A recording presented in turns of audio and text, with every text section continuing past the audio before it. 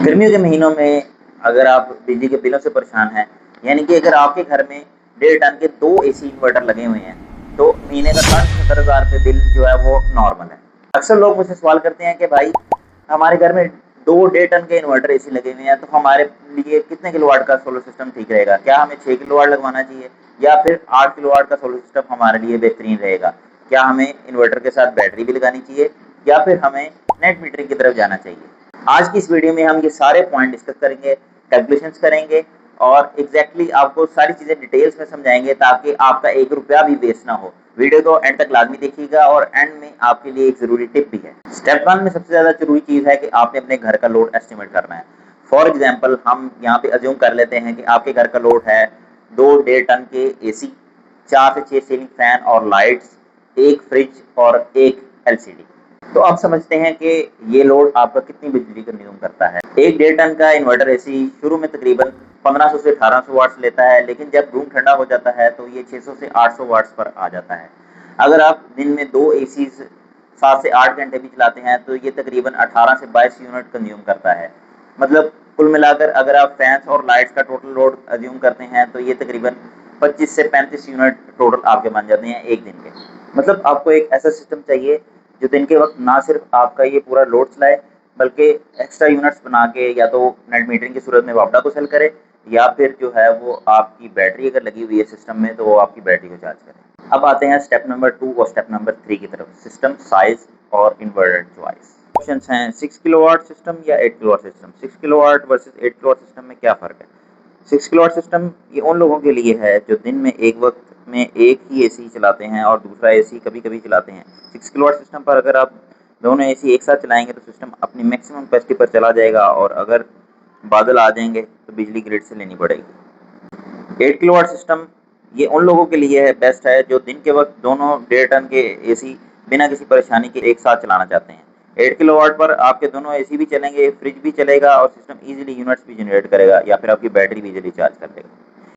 मेरा मशवरा आपको ये है कि हाइब्रिड इन्वर्टर लगाएं, क्योंकि आपको पता है आजकल के यूनिट्स की क्या सूरत है। ऑनग्रिड इन्वर्टर सिर्फ ऊपर चलता है, जब लाइट चली जाएगी तो सोलर भी बंद हो जाएगा, लेकिन हाइब्रिड और लोड शेडिंग के वक्त बैटरी से बैकअप भी देता है, तो हमेशा हाइब्रिड इन्वर्टर चुनें।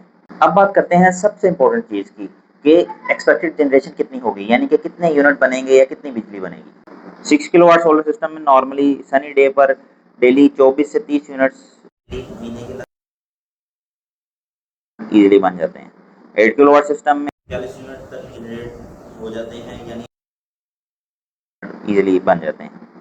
अब इसकी कैलकुलेशन करते हैं। अगर आप डेली के यूज़ 30 यूनिट करते हैं और आपने 8 किलोवाट का सिस्टम लगाया तो दिन में जो एक्स्ट्रा 10 यूनिट बनेंगे या तो वो नेट मीटरिंग के ज़रिए ग्रिड को चले जाएंगे या तो फिर वो आपको बैटरी की आपकी चार्ज होगी रात के लिए।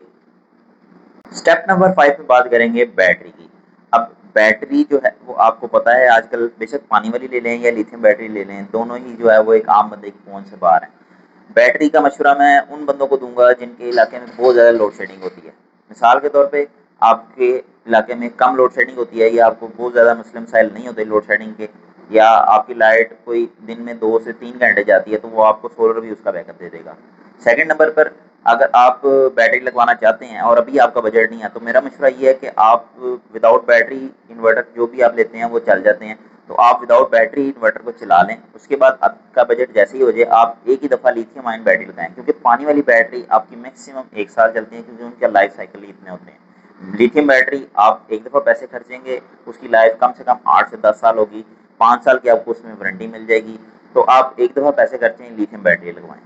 अगर आपका प्लान है कि दोनों एसी 6 से 8 घंटे इकट्ठे आप चलाएं तो मेरा मशवरा ये है कि आप 8 किलोवाट का सिस्टम लगाएं, क्योंकि आपके बाकी घर के लोड के साथ ये एक हाई सिस्टम बन जाता है, यानी कि आप तकरीबन 5-6 किलोवाट तक अपना यूजेज ले जाते हैं, जिसकी वजह से ये होता है कि हीटअप इश्यूज आ जाते हैं। अगर आप 6 किलोवाट का इन्वर्टर लगा लें तो 8 किलोवाट का एक दफ़ा अगर आप इन्वर्टर लगा लेते हैं तो आपको प्राइस में इतने ज़्यादा डिफरेंस नहीं मिलेगा, लेकिन आपको एफिशिएंसी में और आपको आफ्टर इंस्टॉलेशन के बाद जो आपको इश्यूज आएंगे वो आपको जो है वो बहुत कम हो जाएंगे इंशाल्लाह।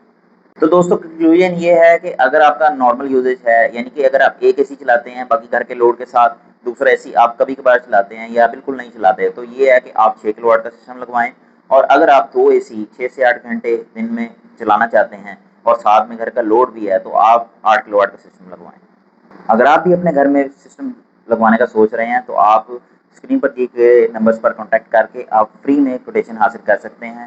ویڈیو پسند آئی ہے تو ویڈیو کو لائک کر دیں اور کمنٹ میں ضرور بتائیے گا کہ آپ کے گھر میں کتنے اے سی ہیں اور آپ کتنے کلو واٹ کا سسٹم لگوانے کا سوچ رہے ہیں۔